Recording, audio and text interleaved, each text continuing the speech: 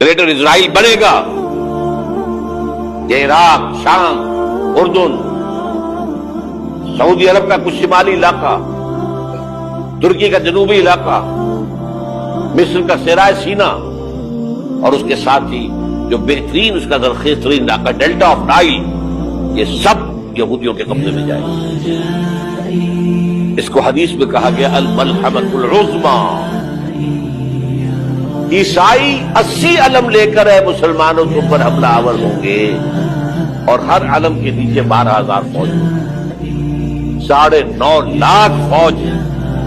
یہ نیٹو کی تیاری کس کے لیے ہو رہی ہے؟